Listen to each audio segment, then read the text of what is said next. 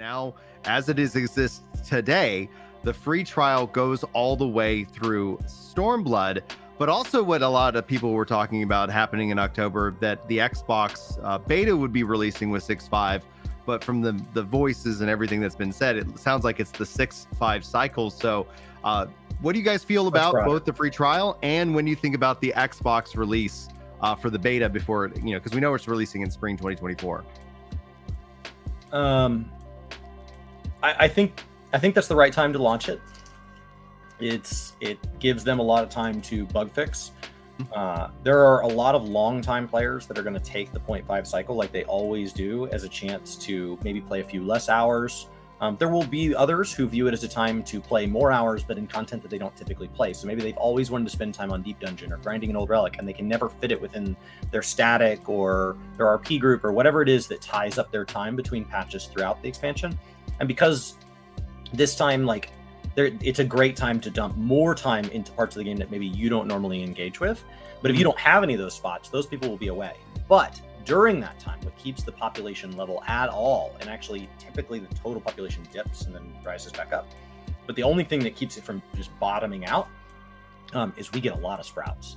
We get a lot of fresh new faces, and Xbox is just a whole new vertical, as kind of the business term, that is unexplored. Right. Yeah. And so you can try to raise the vertical in PlayStation. You can try to raise the vertical in Mac. You can try to raise the vertical in PC, in Steam, any of these ecosystems where you already have a presence. But that's advertising to people you've already advertised into in the past, hoping they'll make a decision now that they didn't make last time. It happens, but that's a much harder conversion. Xbox is an entirely unexplored vertical. It's at 0 Xbox players that only have Xboxes have been able to play Final Fantasy XIV. So the first time those ads hit them, there are a lot of them that are like, oh my God, I've been interested in this game for a long time. So that it should just take off. There should just be a ton of new players coming in. And that's wonderful. It's really exciting, especially for those of us that you get to the new expansion, you're excited about the new one, but you don't know that much. Right.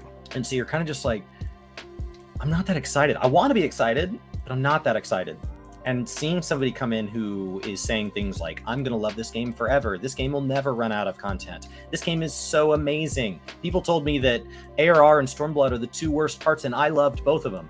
Having that positivity around is fun. It's really fun. And it comes from new players. People with less than a year, people with less than 2 years of experience can just have this positivity because they've got 10 years of buffet to consume. So they're just like, the moment they get tired of one section, they're like, and this is good, and this is good, and this is good. As opposed to somebody who is like, I've grinded every relic on 6 characters. I'm just so tired of relics. I get that. Yeah. I get it. So makes sense. Checks out. Makes sense.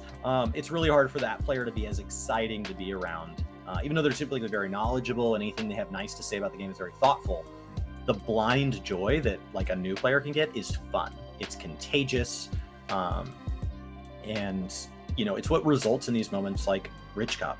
Man, that narrative really took a turn. So, oh my gosh, dude, yeah. But, oh god, just bringing in positive, fun events like that. The public ones are all these like big creator collabs, but they're happening behind doors too. I just can't reference them because I don't know who they are. But there are people right now that are meeting for the first time or longtime friends that will be joining because one of them was on Xbox and they never had access to the game otherwise. What do you think, Chili? For me, I'm excited for the Xbox version, but I think we're not going to see it until... Well, we'll probably see the beta in January, February time, but I think we're not going to see it properly until the Dawn Trail pre-orders go live. And then what they'll do is, rather than just selling Endwalker like it is now, they'll have it so that there's a pre-order for Dawn Trail on Xbox. And then when you pre-order the Dawn Trail, you get everything up to Dawn Trail. Right. So that way they don't sell one version and then they have to come back and say, hey, by the way, we want some more money. Because for somebody who isn't in the know, all of a sudden you're like, wait, what?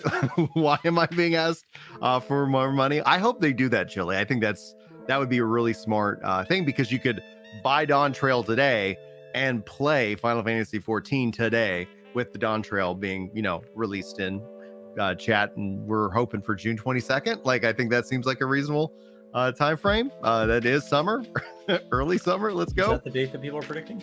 That's what Riku was talking about. How Yoshi P would give him another birthday present because June 22nd was Final Fantasy 16's release as well. So who knows? I'm gonna see if the Yeah. spreadsheet is We're gonna- optimistic here. We're gonna see here. We're gonna compare that date. Any other thoughts on that, Chili, regarding the Xbox version of the free I think trial? that's late. Okay. I think that's late. I think it's in. Yeah, I don't think it's gonna be that late. I think it's early June. Yeah, same. I have it predicted as May 31st. Ooh, okay. But like that could be off by 2 or 3 weeks either direction. Probably that's probably the earliest it could be. I had originally said March was the earliest it could be. I think May 31st is probably the earliest date. So it could be June. June's very logical. I think May will be the early May access. 31st is probably the beginning of the window. Yeah. That I would give Yeah. it. And that's a Friday, so I that's think- noting early access because that's how my spreadsheet tracks. Yeah. So Yeah. it'll officially have a June 4th launch that's the earliest possible date. Later than that would not shock me. Yeah. And then each flounder saying that that's enough time after Rebirth's release. So it's when we think about everything that is popping off from Square Enix, that is something to And then consider. You'll probably see a tease of the PC version of Rebirth sometime, probably in August, September time. I don't know. I think it'll probably be a tighter. They said that the exclusivity for Rebirth was much shorter than like the year or It's whatever only- it was. Yeah, but it's only 3 months for the exclusivity window, but that doesn't mean it's going to be released in 3 months. Like the Final Fantasy 16 one's been over for ages on PC because that was only 6 months. So it's still going to take them time to port it over. So I still don't expect it before Christmas. Okay. They're probably waiting to see if Epic will drop any money on it, is my guess.